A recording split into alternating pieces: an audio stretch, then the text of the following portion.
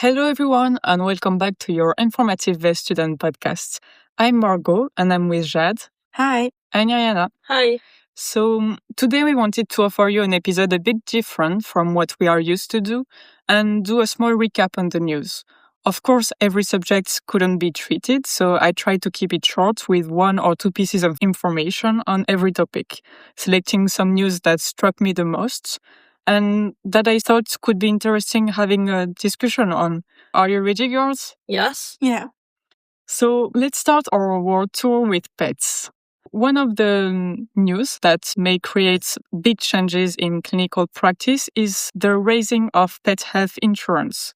For the people not familiar with it, pet health insurance is a contractual system in which owners pay a monthly premium in exchange for partial reimbursement of veterinary expense related to accidents, illnesses, and sometimes preventive care. Basic plans typically cover accident-related surgeries and emergency treatments, while more comprehensive policies include medical management of diseases, advanced diagnostics, and preventive services such as vaccination and sterilization. Reimbursement levels depend on deductibles, annual gaps, waiting periods, and the animal's age, breed, and health status. This expansion is particularly seen in the United States, the United Kingdom, and Nordic countries. To give some data, in 2024 in the United States, pet insurance company collected about $4.7 billion in total premiums, the highest level ever recorded. In other countries, we are estimated now 96% of dogs have dog insurance and around 69% of cats in Sweden, the European leader, 25% of dogs in the United Kingdom, and about 5% of pets in France. Often more dogs are insured than cats, and yet very limited for exotic pets. So, girls, how do you see this expansion as a vet student? Well, personally, I see the expansion of pet insurance as a fairly natural development. The status of companion animals have changed significantly. They are now widely regarded as members of the family, and owners are therefore more willing to pursue advanced medical care. In the UK, where close to a third of dogs are covered, access to specialized surgery, advanced imaging, and oncology is much more common. And insurance can reduce the impact of financial constraint, which remain a major factor influencing treatment decisions and, in some cases, economic euthanasia. So overall, I would tend to encourage pet insurance as it can facilitate access to appropriate care and provide financial security for owners. Yes, I agree, and I think I would recommend it too, because as a future vet and as a pet owner myself, I also know how financially stressful veterinary bills can be for owners. And insurance can reduce that emotional and financial pressure. And sometimes, as you said, Yriana, it literally makes the difference between treating and not treating. So I think it can be a very good tool, especially if it's chosen early before any pre-existing conditions. However, I think it's important that owners fully understand what they're signing up for, because one of the limitations, I think, of the pet insurances are the fact that insurance can create the illusion that everything is covered, which in fact is rarely the case. For example, there are often exclusions like breed-related conditions that may not be fully covered. There's also the waiting periods or the reimbursement ceilings. And I think another limitation of pet health insurance is accessibility, because not everyone can afford monthly premiums, especially in countries where the average income is lower. Well, I know another limit is that for the vet, it increased the administrative part, and that can reshape some part of our jobs. I agree. And to give a bit more data when you were talking about euthanasia, a particular study published in 2020 in the journal Frontier in Veterinary Science tried to understand its impact on euthanasia in gastric dilatation volvulus cases. And this concludes that pre-surgical euthanasia occurred in approximately 10% of insured dogs, compared to about 37% of uninsured dogs. So we can see that insurance can, in some cases, materially reduce euthanasia driven by finance, as you said. And I had another question for you. Do you think, knowing all of that, this trend is going to keep growing and extend to more countries? Well, I do think the trend is likely to continue growing, but probably is in an uneven way rather than expanding uniformly across all countries. In high income countries, several structural factors supports further growth. The humanization of pets, increasing expectation regarding advanced care, and rising veterinary costs. As treatment becomes more sophisticated and expensive, insurance becomes more attractive as a risk management tool, and markets in parts of Europe where coverage is still relatively low, such as France or Southern Europe, therefore have clear room for expansion compared with countries like Sweden.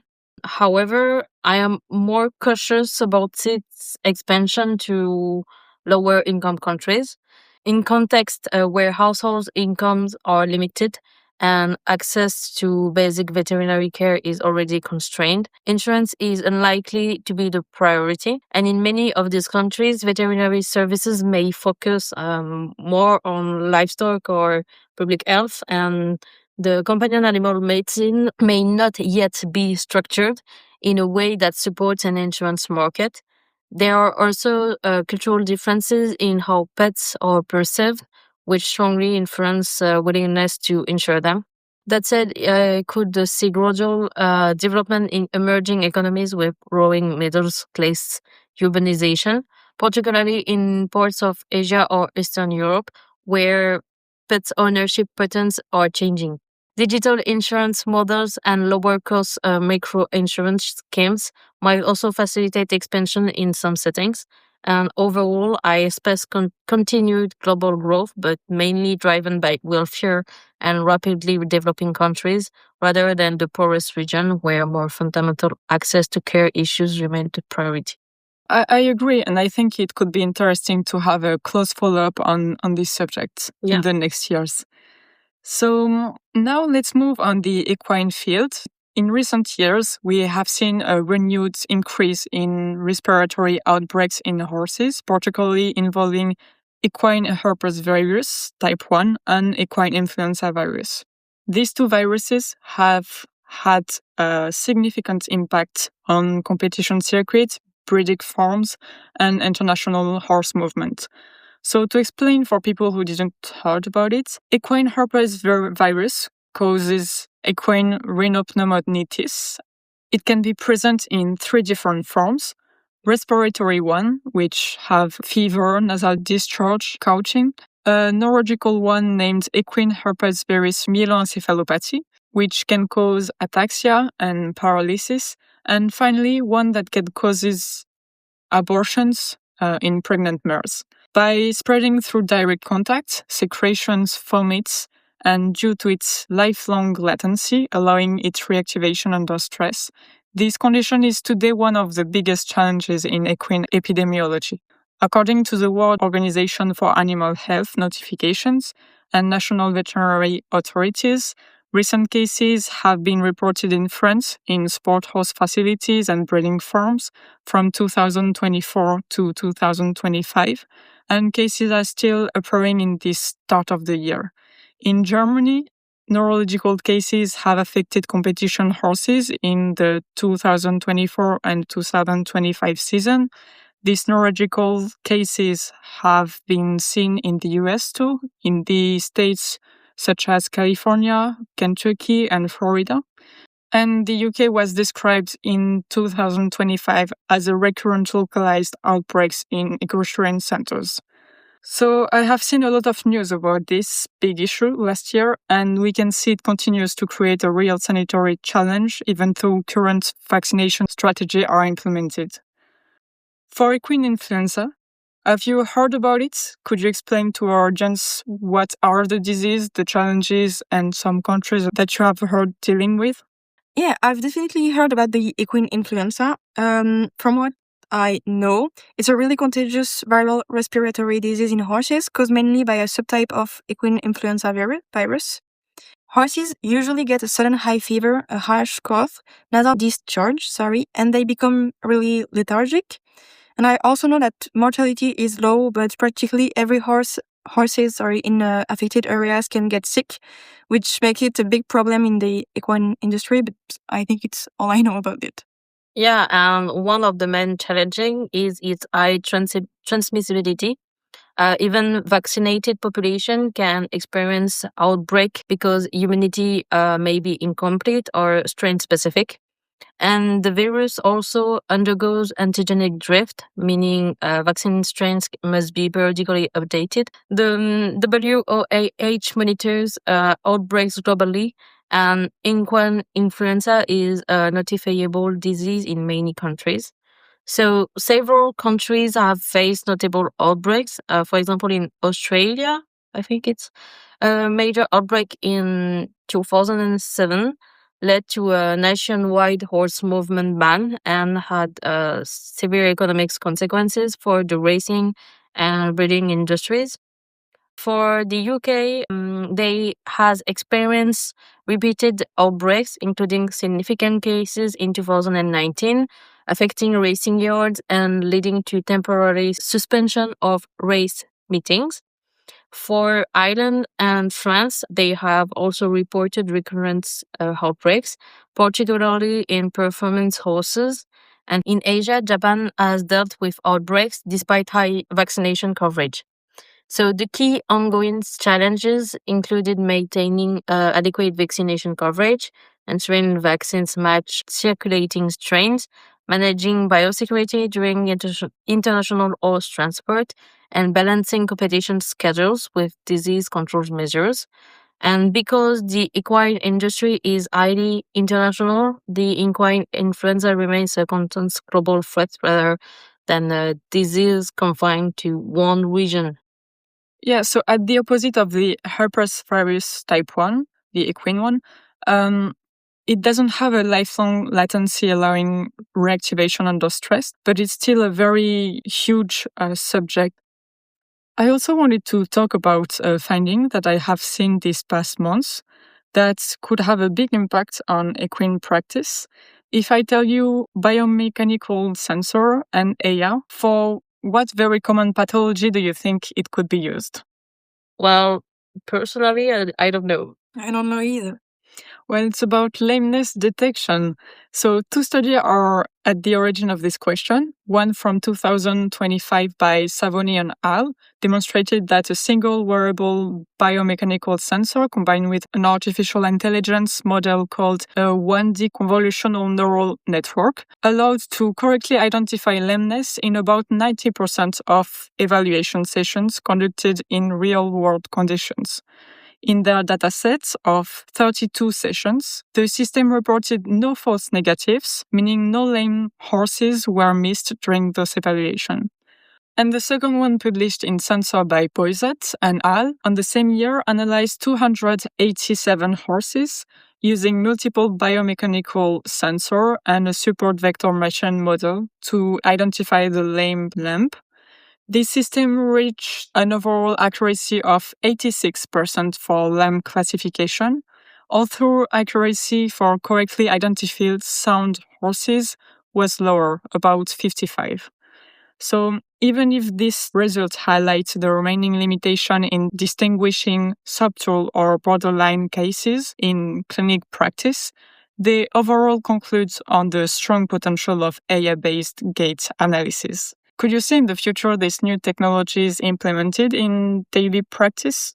I think in the short term, this technology, including AI-based tools, are likely to expand in equine practice, but probably first in referral centers and high-level sports medicine rather than every field setting. It's because of the cost and accessibility that are going to be the key limiting factors. Advancing imaging, wearable monitoring devices, or AI-assisted gait analysis already exist, but their routine use depends on whether they are financially viable for owners and practices.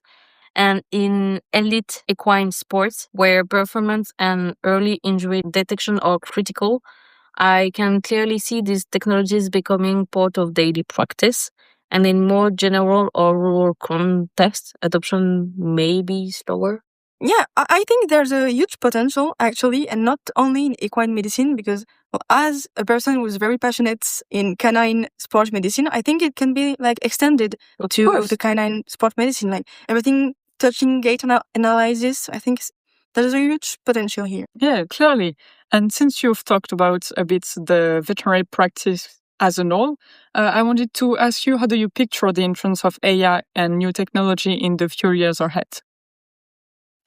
Well, I think that looking at veterinary practice as a whole, I think the entrance of AI and new technology is definitely happening right now, and it's accelerating. We're seeing more and more tools such as AI-assisted imaging, predictive models, smart sensor, and they're starting to implement, as Yriana said, on farms or even on clinic and hospitals. But in the short term, I think the implementation will be more gradual rather than explosive because of the costs, availability, and training. There's really limitations to this. I think maybe Yriana, you already talked about that in the previous question. Yeah, I said it's a bit slower, but for the rural context. So for the short term, there's some limitations. But we can see a cultural shift because veterinarians are increasingly, open to integrating technology as long as it's properly used, guided, and ethically framed. For instance, in France, I saw in a Le Fil Vet newsletter that there's a discussion about adopting a AI use charter to regulate the use of AI without restricting it. And it shows that the profession is thinking seriously about how to use AI responsibly without stifling innovation.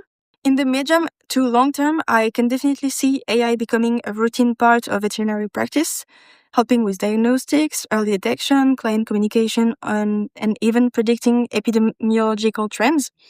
The key will be building trust, ensuring transparency, and making the tools accessible so that vets see AI as a partner rather than a replacement. But at the same time, I think it's important to point out that AI use must be very carefully regulated because even though it's a powerful and useful tool for veterinary medicine, there are limitations and risks if it's misused. So overall, I think AI is going to become a major part of veterinary practice, but it needs careful oversight, clear guidelines, and responsible use to make sure it truly benefits both vets and animals. Yeah, I agree. Me too. And I have another question. Before starting vet school, did you expect digital tools to reshape clinical practice, or did you choose this field with a more traditional image of veterinary medicine in mind? Another question? I don't know. Too much questions. Joking.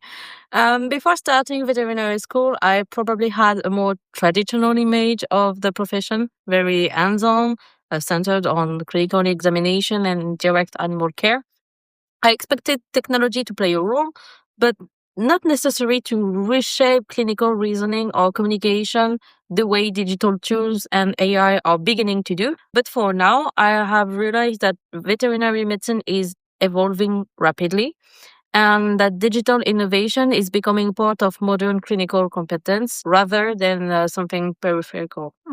Yeah, I agree. I also had a more traditional image of veterinary medicine, but this difference between what I expected and what it is in real life doesn't bother me. I'm quite okay with this. And Yeah, me too. we are learning. It's great that there's evolution. So we didn't expect it, but It's useful. Yeah, I agree. This rapid development wasn't really expecting, and especially not in the medical field, at least for me.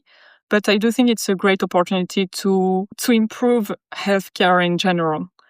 So let's continue our tour with the animal production world. Last year has been marked by the publication of the State of the World Animal Health 2025. This is the first flagship annual report of the World Organization for Animal Health, providing a comprehensive analysis on the global animal health landscape, while drawing on official data collected from its 183 member countries. It represents the most structured and consolidated global overview of animal health trends, risk, and priority to date. The main goal of this report is to demonstrate that animal health is a strategic foundation for livestock production, global food security, and sustainable agriculture, insisting on the One Health concept. It highlights vaccination as one of the most effective preventive tools to avoid major outbreaks, protecting herd productivity, and reducing significant economic losses. It also stresses the importance of transforming surveillance data into concrete, evidence-based policies so that countries can anticipate crises rather than simply react to them. Through the document, international cooperation is presented as essential to ensure equitable access to vaccines and to solidify global disease prevention efforts. Girls, after reading this report, was there any data that particularly stood out to you?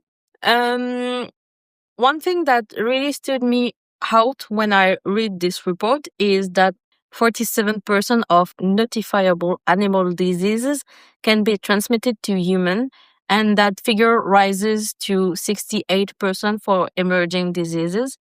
And it really shows how closely animal and human health are linked and why veterinary surveillance is so important. Among these diseases are major infections like African swine fever, the highly pathogenic avian influenza, and also the foot and mouth disease. And they affect not only animal but also food security, the trade, and the global economy. And what struck me the most was the scale of the African swine fever outbreak in China in 2018-2019, which reportedly caused the loss of around 40% of the national pig population. And since China represents such a large part of the global pig herd, this wasn't just a national crisis, but a global event. African swine fever is caused by a highly contagious DNA virus, cause fever, hemorrhages, and weakness, and can kill almost all affected animals depending on the strain. There is no fully effective commercial vaccine, so controls rely on strict biosecurity, movement restriction, surveillance, and target culling. And that really strikes me beyond the individual mortality was the systemic impact, the massive depopulation, the economic disruption, and the long-term restructuring of the pig sector. The report also highlights the importance of vaccination, even though access remains unequal, and stresses the needs for international cooperation and data-driven surveillance to protect both animals and humans. Yeah, those parts were really interesting too. For me, the part that really struck me was the one about antimicrobial resistance. And we actually already did an episode about this subject, so don't hesitate to go listen to it. So the report highlights that without urgent action, antimicrobial resistance could lead to economic losses up to $100 trillion by 2050 and threaten the food security of around 2 billion people worldwide. What really impressed me is that even though antibiotics are crucial for treating infections in animals and humans, almost 2,000% of the WOAH member countries still use antibiotics as growth promoter in animal production, and this shows that there's still a lot to do to change practice, improve regulation, and educate farmers. So I think this is particularly relevant for us as future veterinarians because it reminds us that our prescribing habits have a direct impact not just on animal health, but also on human health and global food security.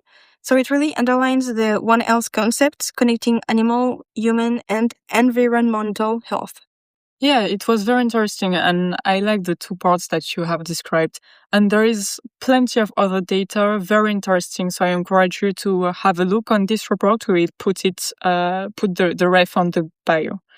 Other than this data, this report outlines several major innovations shaping the future of animal production. To give you some examples that I found interesting, in vaccine technology, one of the major advances is currently the DIVA approach, differentiating infected from vaccinated animals, which allows authorities to distinguish between vaccinated animals and truly infected ones. This is particularly important for international trade, as it prevents unnecessary trade restrictions on vaccinated livestock. Other developments include oral vaccines distributed through baits for wildlife diseases and thermostable vaccines designed to remain effective without strict cold chain storage, making them suitable for hot or remote regions. Research is also advancing toward DNA vaccines and multipathogen vaccines, which aim to protect animals against several diseases with a single injection and enable faster responses to emerging outbreaks. In aquaculture, innovation focuses more on reducing heavy antimicrobial use. Technologies such as microencapsulation improves the controlled delivery of medicine or nutrients through feeds, potentially reducing reliance on antibiotics by 50% or more. So it's a very important subject, as Jade talked about. Now, shifting to another major news, I wanted to talk a bit about wildlife with you. Are you aware of any recent updates regarding species discoveries, extinctions, or classification in the International Union for Conservation of Nature red lists? Yes, I actually heard quite some change, and I like this question. So I saw that 3 species of Arctic seals have moved closer to extinction. So precisely, the species are hooded seal, that has declined from vulnerable to endangered, and the 2 other species are bearded seal and harp seal, that moved from least concern to near threatened. As for birds, also the updates shows that 61% of the bird species have declining populations, which has increased in comparison to 2016, where it was only 44%. It's not only, it's a lot, but it has increased to 61. So, and another thing I saw, and we actually saw because we worked on the subject, but Kiloniamidas, which are the green sea turtles, Yes. they are not considered as an endangered species anymore, so it's a good news. And they have been reclassified from endangered to least concern. That's really interesting. And I want to add that for out of over 172 species assessed worldwide, nearly 49,000 are considered threatened with extinction. And that really puts into perspective the scale of biodiversity crisis we are facing and the urgency of conservation efforts. So there have also been some heartbreaking confirmation of species loss. For example, the slender-billed curlew, a migratory bird not reliably seen since the 1990s, and the Christmas Island shrew have now been formally declared extinct. It's a stark reminder of how human pressure on habitats changes can have irreversible consequences. Finally, the red list show broader patterns across wildlife, and many fish, amphibians, and pollinators are increasingly at risk, mainly due to habitat loss, climate change, and pollution. You talked about amphibians, and that led us to a very important epidemiologic situation currently occurring. Okay. The chytridiomycosis. It represents one of the most severe infectious disease crises ever recorded in biodiversity history. This disease, caused by the fungal pathogen Batrachochytrium dendrobatidis, was formally described in 1998 following a mass amphibian die-off in Australia and Central America, although declines had already been occurring since the 80s.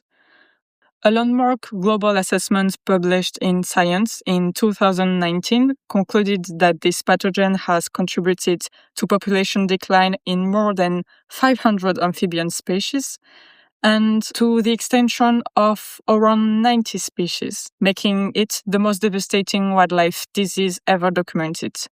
Genomic research suggests that this fungus likely originated in the Korean Peninsula and spread globally through human-mediated movements long before it was scientifically identified.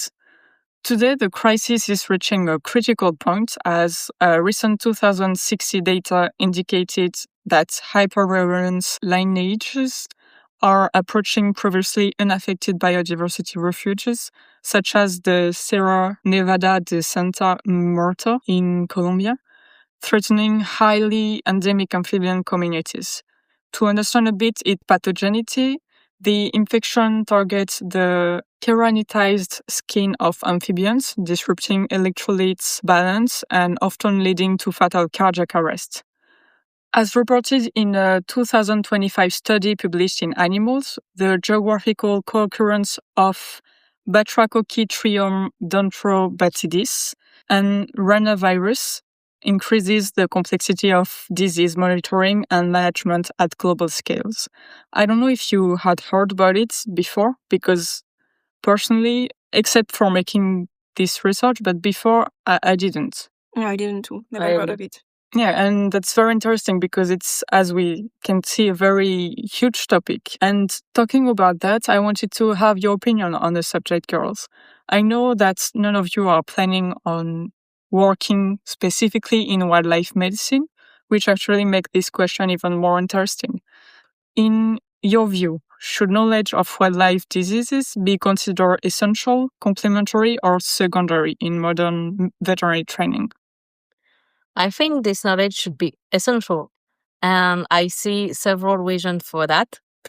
First, the zoonotic diseases often emerge from wildlife, and we've seen with outbreaks like African swine fever, and more broadly in emerging viruses. Understanding how these pathogens circulate in wild population, how they can spill over into domestic animals or humans, and what the early warning signs are is crucial for public and animal health. Second, the wildlife can serve as important reservoirs for certain parasitic diseases, which can later infect domestic animals and cause new outbreaks. So recognizing these dynamics is key for effective prevention and control, especially in a region where domestic and wild species interact. The reverse is also true. Diseases originating from domestic animals can sometimes spread to wildlife population that wouldn't normally encounter them, creating new infection cycles and posing additional risks to both animal health and ecosystem stability. My third point is the ecosystem health and the One Health principles. I know that we are talking about it a lot, but this is really important to understand that all kinds of health are related to each other. So that means that domestic animal care can't be completely separated from wildlife. Habitat encroachment, climate change, and human-animal interaction increasingly bring domestic species into contact with wild animals. So veterinarian needs to recognize and manage risk even in standard practices. Finally, have a foundation with wildlife disease helps veterinarian collaborate effectively with conservationists, epidemiologists, and public health authorities. So even if it's not the main focus of the career, this knowledge informs decision in biosecurity, vaccination strategies, disease surveillance, and outbreak response. Yeah, I totally agree. And I think in the nowadays practice and learning, because we are vet student, I think there's not enough information and classes about wildlife health. We have sometimes a few information that some animals can be reservoirs for certain parasites, but not. I think it's not enough data. Yeah. To finish this episode on the news that I have seen during these past days, I wanted to talk about a larger theme touching all the practice profession, which is the development of telemedicine. During the COVID-19 pandemic, telemedicine expanded even more quickly, and formal regulatory framework have continued evolving to respond to its problematics. In the United States, the American Veterinary Medical Association reaffirmed in 2025 that telemedicine must be practiced within an established veterinarian client-patient relationship, which can be abbreviated by VCPR, and often requiring a prior physical examination for any prescription. At the same time, the American Association of Veterinary State Boards introduced specific regulations on two central concepts: the informed consent, even for remote care, and the legal responsibility of veterinarian. In the United Kingdom, the Royal College of Veterinary Surgeons regulates these practices through the concept of animals under care and insists on the limit of prescription made without direct contact. In both countries, telemedicine is mainly used for triage, monitoring chronic diseases, and improving access to care in rural areas. But a 2026 study highlights that concerns remain among professionals regarding the reliability of diagnosis, the safety of prescriptions, and legal clarity in the absence of physical examination. Do you know about the situation of telemedicine regulation in Europe? I don't know if there's really official European regulation. What I know is that the use of telemedicine vary from countries to other countries. In some countries, the certain type of remote consultations are allowed, other are more restrictive.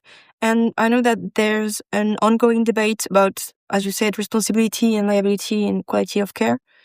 I think it's the European Board of Veterinary Specialization and the Federation of Veterinarians of Europe that are working on more consistent guidelines, but it's still evolving. Yeah, I think the more this tool is going to be used and widely spread, the more regulation are going to come in a more formal and systematic way.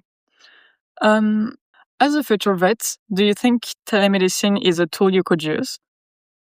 I think yes, I could use this tool. I think it's different in human medicine and veterinary medicine. So in vet, I think I could use it, but mainly and only actually for follow-up and advising clients. And it would not be a replacement for in-person care, more of a complementary tool that can improve the access and efficiency. Yeah, I have quite the same idea of this practice. So the follow-up, the advice on minor issues. But I also think about supporting farmers and animal owners in remote areas that could be useful. It could also help with triaging cases, reducing stress for animals, and saving time for both vet and clients. But it's useful, but we need to really regulate it and control it. Yes, exactly. Yeah, I do agree. There is I think a lot of possibility to create a mistake if it's not regulated properly and used correctly. And the question of the legal responsibility is always at the center of this question. Yeah. I really appreciated sharing with you my highlights of the year, in a sort. And I hope I gave you a broad view with the few time we had. And I wanted to ask you last thing, yours. Promise after that it's over. As I shared mine, do you have any other news that you want to share with us? First of all, I wanted to thank you for your news. And yes, since you asked, I have a little piece of news about, it's about the pine processionary caterpillars. A new online platform called Allergenie was launched in France in the beginning of 2024. But I only came across it very recently and thought it was worth sharing. So this platform allows veterinarians, pet owners, and citizens to report sighting of the caterpillars or their nest, as well as any cases where humans or animals have been infected. Those caterpillars are particularly dangerous for dogs because their tiny urticating hairs can cause burns or allergic reaction. And I have also learned that from 22nd of April 2026, the European Union will introduce new rules for the travel of pets. Owner of dogs, cats, ferrets, and also birds will have to register every non-commercial journey in advance in a European database.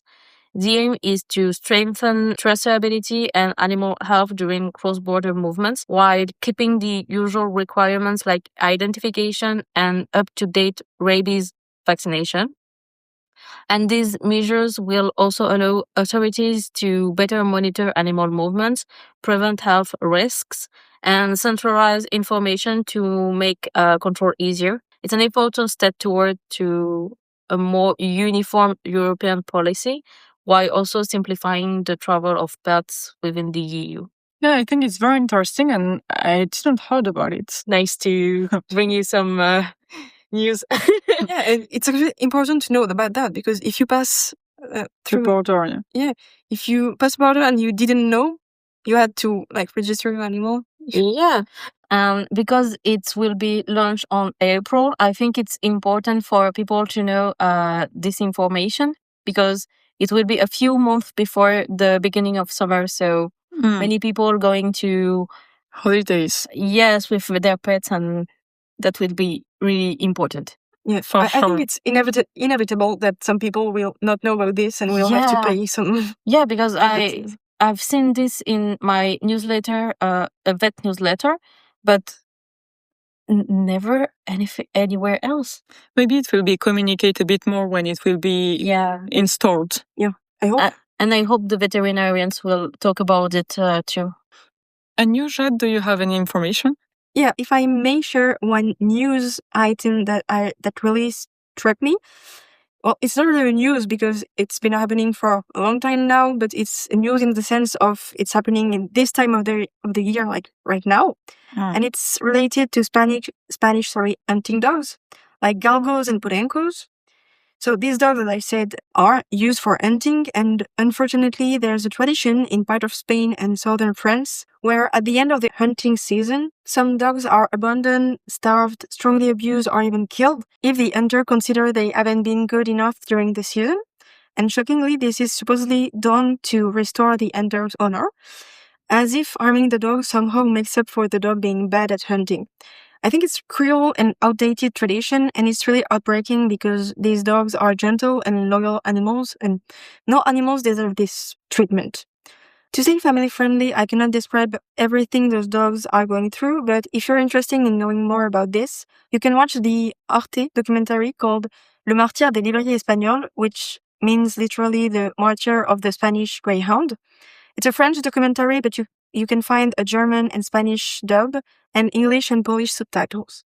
What made this topic even more controversial is the Spanish animal welfare law, which came into force on September 29th of 2023. At the very last minute, a major modification were introduced. Under the pressure from certain political parties and the hunting lobby, the Spanish Socialist Workers' Party succeeded in excluding hunting dogs, working dogs, livestock guardian dogs, and every greyhounds used for hunting, like galgos, from the reinforced protection of the law. This exclusion sparked strong criticism from animal welfare organizations and activists who felt that the dogs most at risk were precisely the ones left without enhanced legal protection. The good news here is that there are a lot of associations working tirelessly to save them, like Galgo del Sur and Galgo del Sol, which rescue these dogs, provide shelter, and help them find adoptive families. Sharing this information is important because many people are unaware of what these dogs are going through, and raising awareness can help support these rescue efforts and ultimately save lives. Even though it's difficult to talk about, I think it's important to highlight this issue during this season so that more people know and can help in whatever way they can. No, for sure. I think it's very important to know that, and it's something that happened very close from where we are, and we still sometimes don't have any idea on that. So it's an important point to show. Well, thank you so much for joining this diverse conversation on animal worlds. I hope you learned a lot of things, and if you like it, don't hesitate to share and subscribe, and see you next month for another episode. Bye.